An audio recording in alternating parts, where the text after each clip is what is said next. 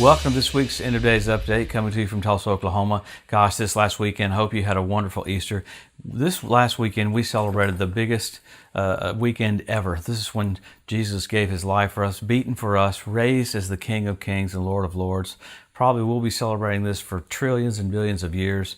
Isn't it wonderful that Jesus, in the heart of the earth, God called him God, said he anointed him with the oil of gladness above thy fellows, overcame death, hell, and the grave. I like it when the angel said, he's not here, he's risen, as he said. It's amazing. We always go back to what the scripture says. So we're coming to you every week to look at the different things that point to the coming of the Lord, specifically the signs of the second coming, because the rapture is signless. And if you're anywhere in the Midwest of the country this week, gosh, we got a lot going on in Central Illinois. We'll be in Effingham tonight. We'll be at New Beginnings Church. And then if you're anywhere close to that, we're kind of having a resurrection of the Effingham camp meeting. It's Crossroads of America camp meeting, Thursday, Friday, Saturday. Gosh, we'll be with Ross Roberts, Joey Roberts, we'll be with Mark Brzee, Regine Wilson, David and Scarlett Horton. We'll have a great time. Come out. There's about 50 meetings a day, so you can get a lot of words. So we'll be there, and then we'll be at Midwest Believers Church on Sunday morning right there in Champaign. So we'll have a great time.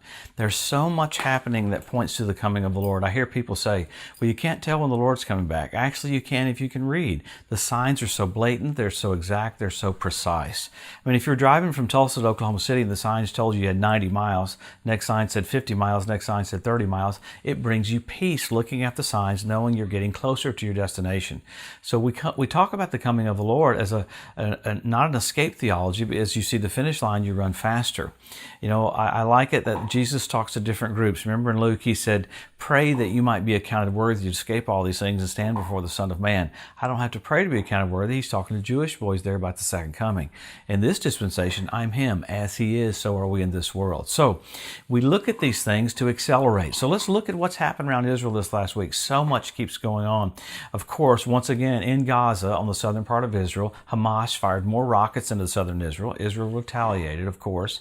That's been going on. And a few weeks ago, they got up to almost 40,000 people that were protesting, setting tires on fire, sending incendiary balloons into southern Israel. They keep doing that, but something's changed this last week, which I thought was interesting.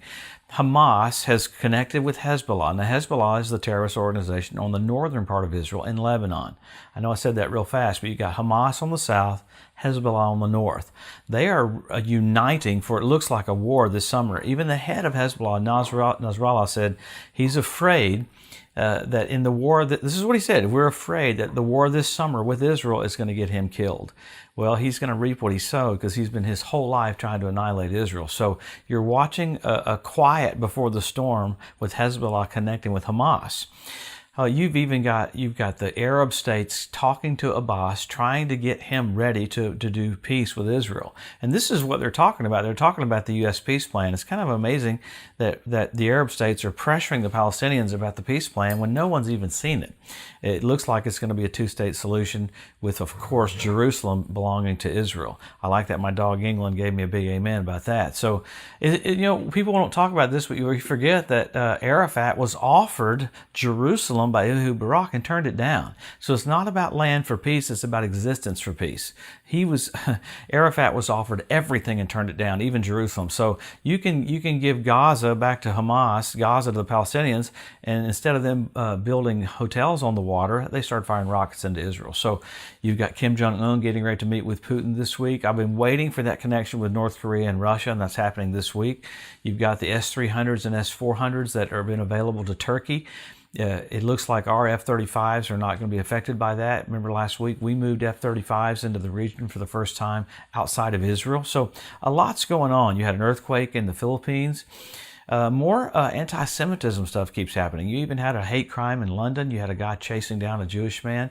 I think but beyond that is all the changes with the Catholic Church and the Pope pushing for one world religion, pushing for one world monetary system, pushing for one world leader.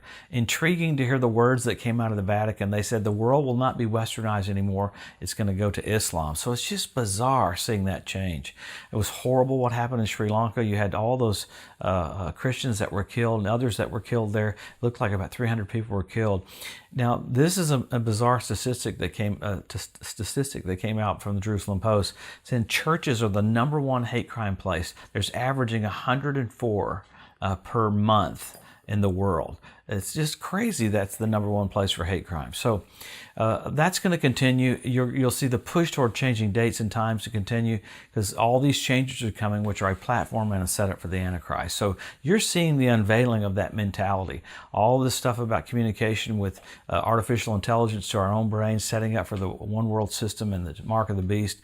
There's a lot more of that going on that I don't get into every week because there's so much involved in it. But the main thing is you're seeing all the players come together for the setup for what happens after the church is gone.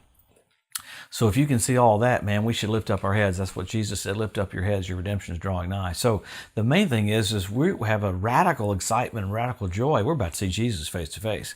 We have a little bit of time left, but not a lot. So let's go to the scriptures and look and see how we can tell how blatant it is.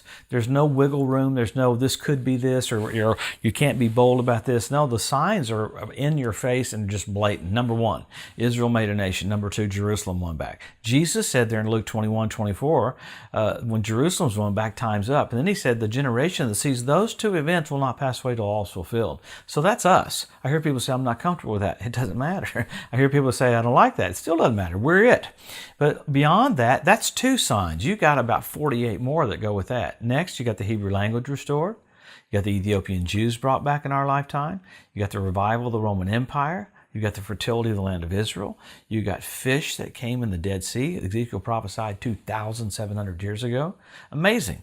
You have the Temple Mount Institute ready to start having sacrifices. You got Russia gone into Ukraine, Russia and Crimea, Russia all over Syria. Gosh, if we got into what happened even last week where Israel had to take out Iranian convoys that came down into Syria that were protected by Russian troops. So all that stuff is a setup for what's going to happen right after we leave. You had ISIS trying to dam up the Euphrates River. You had Jordan telling Israel they can't buy any more land in Petra. Things that are going to happen after the church is gone. So a water supply came right out of a rock right there in the middle of that. You have 172 different species of predatory birds. So amazing, remarkable. You got nature in position, just like in Noah's day. They thought Noah was crazy, but when the animals started showing up, it's hard for me to get my dog in my truck, much less get a whole bunch of animals in line for the flood, so to get in that ark. So you have all these different groups getting in position that tells you and I, shouts to you and I, that our King is about to come back. We're about to see Jesus.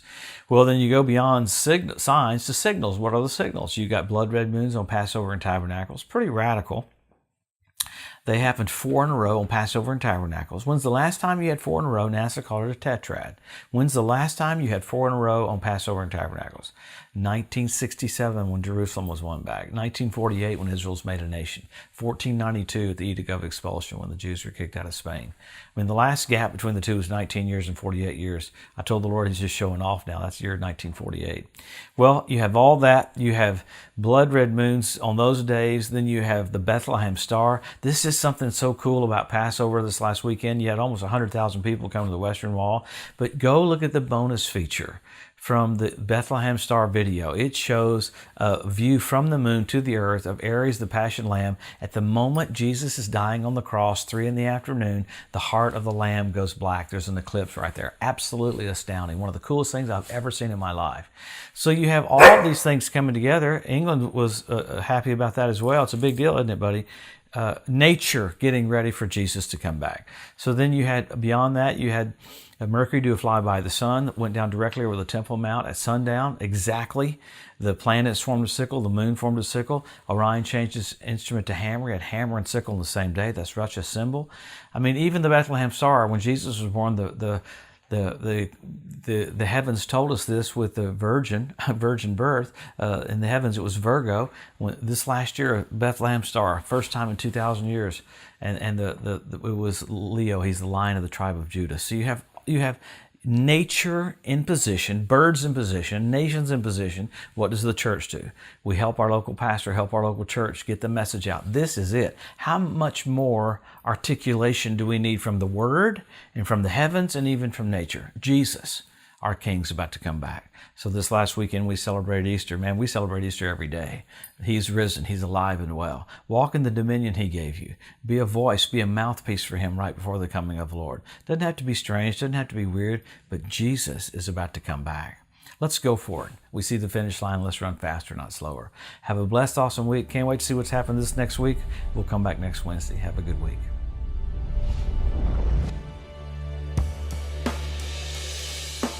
Thanks for joining us today at the End of Days Update. If you'd like to be notified every time there's a new post, just go to the EDU at josephmorris.com and subscribe to receive email alerts. If these posts and updates have been a blessing to you, please consider making a one-time donation to help get the message out, or even becoming a monthly partner with Joseph Morris Ministries. Thanks again for tuning in to the EDU, and we'll see you next week.